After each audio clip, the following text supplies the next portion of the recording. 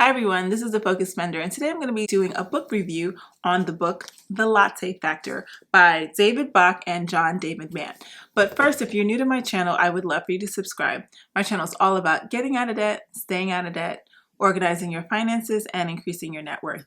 If you'd like to follow me on social media, you can find me at Focus Spender on Facebook, Instagram, and Twitter. And you can also find me on my website, www.focusspender.com.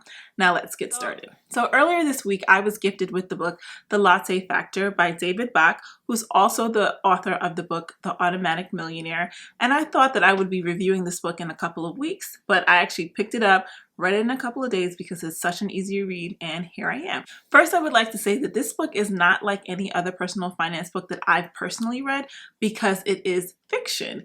It follows the story of a young woman named Zoe, and it uses her as a way to illustrate personal finance concepts. Normally in most personal finance books, they do use stories to illustrate different points, whether fiction or nonfiction, but never one that is following one person and it's the sole focus of the book. Because of that fact, I would say that this is the perfect book for someone who is new to the world of personal finance and is looking for, overall guidance as opposed to a lot of jargon and how-tos. It really is a book that will encourage you and helps break down important financial concepts in really easy to digest ways. So the main character is a woman named Zoe, and she's in her late 20s, and she is working at a travel magazine and is being tempted to leave her job for another job that has better pay but a lot more stress. She's hoping that this new job will be like her actual key to financial freedom. Like many Americans, she has been making more money at her job, getting raises, but for some reason, she never feels like she can ever get ahead. The more money she makes, the more money she spends. And she's like, okay, maybe if I just get this new job, everything will be better. During the course of this book, she meets this man named Henry, and he teaches her 3 different financial lessons. One being to pay yourself first, the second is automation over budgeting, and the third is how to live rich. So I would like to point out the title of the book, which is The Latte Factor, because I know that term is very triggering for some people. I've read other personal finance books and heard other people speak, and they're like, well, the latte factor is nonsense because how are you gonna, change your life just from $3 a day?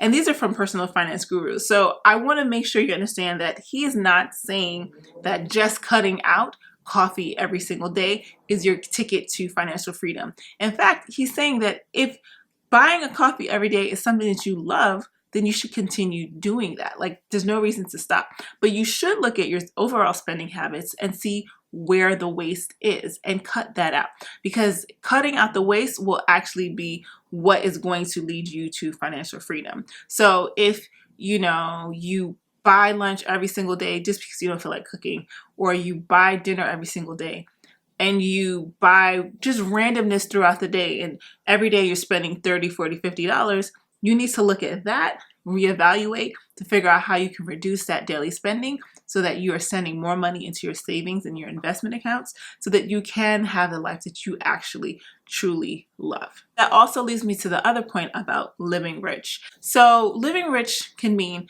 so many different things to different people. It doesn't necessarily mean buying a big house or buying a fancy car. But what it could mean for you is you and your spouse want to change how you live. One person wants to stay home to take care of the kids, but you can't because you have too many bills. So what is it about your life that you need to change so that you can have a stay-at-home parent? Or maybe you would like to live abroad for 3 months or 6 months, but you don't have the funds to do so. What can you do differently? How can you change your spending habits and your saving habits and your investment habits so that you can live that rich life that will fulfill you? Overall, I do recommend this book, especially to someone that is young or just new to the world of personal finance and is really looking for encouragement and motivation. It's not for that person who is a personal finance junkie and is looking to learn new concepts, because these are concepts that are pretty standard. It's just a different way of showing them. If you'd like to check out the book, please see the description box below where I have a link to it. I hope you enjoyed this video. Be sure to click like, share it with your friends, and leave a comment below. Let me know if you have any books that you would like me to read and review, and I'll do so. Thanks. See you in the next video. Bye-bye.